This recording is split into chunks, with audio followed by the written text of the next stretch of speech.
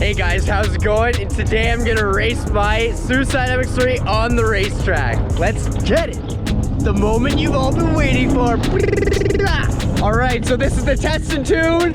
I'm going to be testing and tuning my car, and I'm going to be dialing my EGTs, my individual wideband sensors to the T today. I'm gonna do runs, move everything around for the widebands, and get it dialed right down to the bone, and then I will turn it up a bit. But the goal for today, in the end, is having the car very consistent. I don't care if it runs at 12, 11, 10, or 13. I need it to do it something consistently, because next week I'm going to do a bracket race, and I'm going to try and compete in a huge event, Canada's biggest drag race event, and it's at Cayuga. I'm going to be there with the SuicideMX3 as long as I don't break it today, so wish me luck. I'm going to get right into the seat and start sending it and tuning it. Let's get it. Okay guys, it's game time. Time to get my helmet on, seatbelt, and let her rip. So I've got my knock ears in so I can actually add timing and hear if it's knocking. And it is working, which is good. I can hear the ticking away of the engine.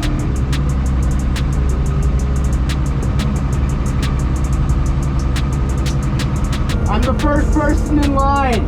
This is gonna be awesome. All right, I'm going to try 3,000 RPM for my launch control, and then just try and bang easy going shifts and try and be consistent so I can actually tune the car, not break it, and then find out what times it runs without beating the hell out of it.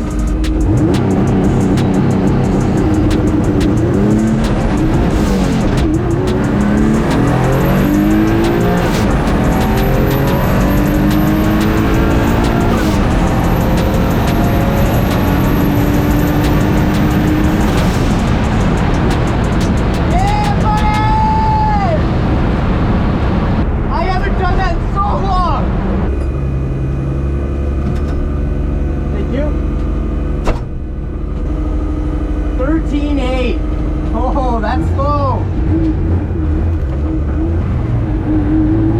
That is slow, boys.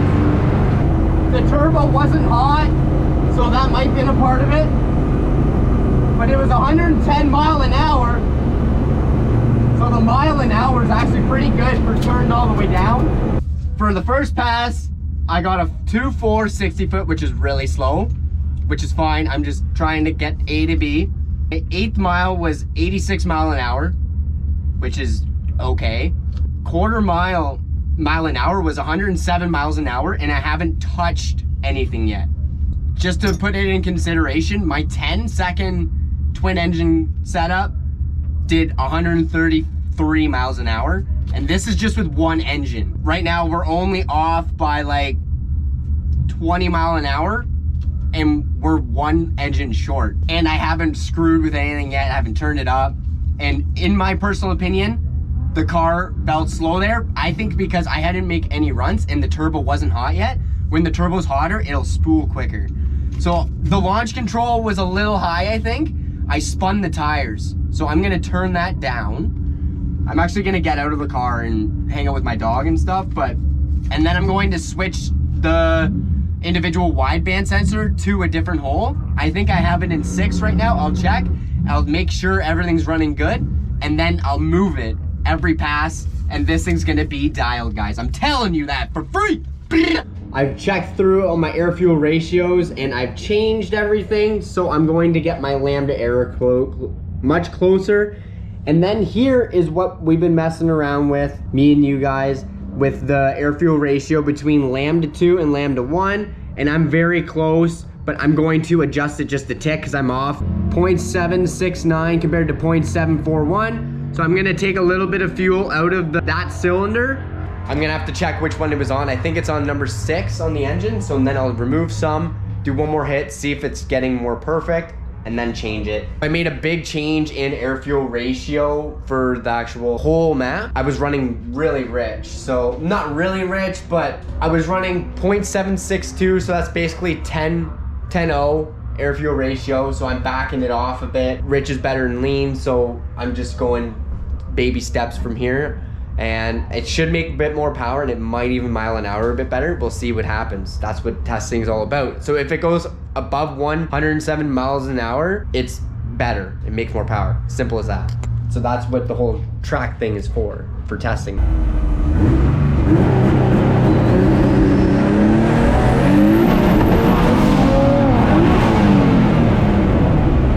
Fuck, I broke an axle.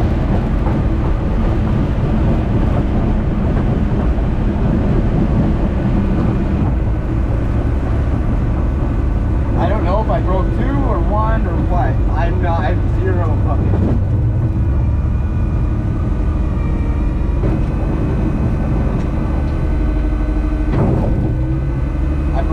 I think I might have broke both axles.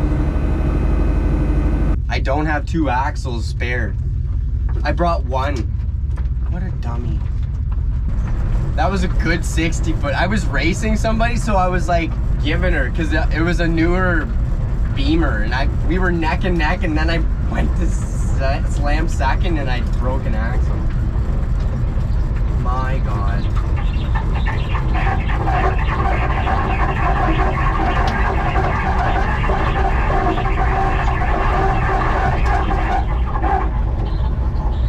I don't know what to do. I like running these wheels, but I keep breaking axles like hard. You've got to be kidding me. I broke both of them. What? What do you want? You happy? She's happy I broke it. Look. Jeez.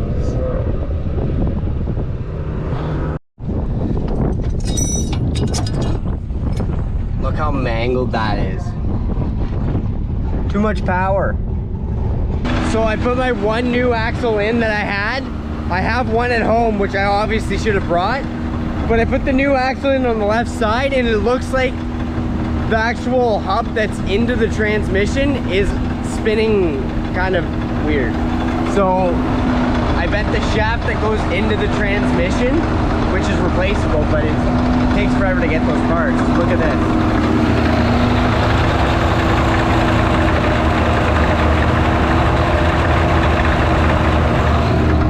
See it wobbling up and down? I can't visually see it bent, but I think it is. I'll put it back in, and honestly it's probably runnable, but I think I do need a new one.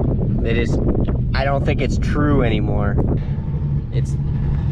I made a mistake. I should have brought my other spare axle. I'm like, there's no way I'll break 2 axles. So here's the 2 broken axles. Just destroyed. Took the tips off both of them. So essentially what that does is it breaks the guide for your wheel bearings. So then your wheel bearings are all over the place, and it's super dangerous. This is ridiculous. So I should have listened to Des, honestly, because when I broke my axle with her on the street, I immediately said, these tires are too sticky. I can't run them. But then I was dumb and brought these tires and wheels because they look so good on it.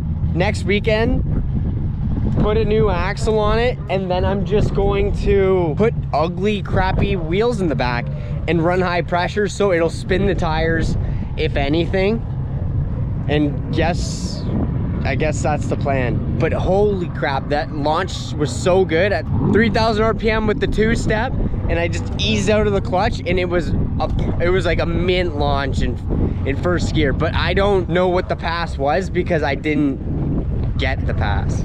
I might just go and get the pass right now. I've got lots of time. So right now it is 1 o'clock, and I'm an hour and 15 minutes from home, and this ends at 4. So if I ripped there and ripped back, I would have 15 minutes to put it back together, and I'd maybe get 1 pass. So it's not worth it. I'm just gonna take this as a huge loss and gather parts this week and then go. But I'm gonna see if I can find that pass. All right, I'm back at home base, and basically what happened was they couldn't get me the slip because they had to turn the track off, red lights go on, so nobody else would go on the track while I was broken down halfway down the track. So what I'm originally going to do is wait, run the car next week, And then what I'm gonna do is put different tires on. So I've got 15s, they have a lot of sidewall, and they're 185 wides rather than 255s. So it'll spin the tires rather than hook and snap everything in its way. I did have the axle in my rafters above, which I should have brought, but I'm getting 2 more warranted this week. So I should have 2 spares for next weekend, and I'm still gonna go. I'm gonna try and make the car not break the axles how I have it power-wise by running high pressure in the tires and just have fun. Like, let's just get it.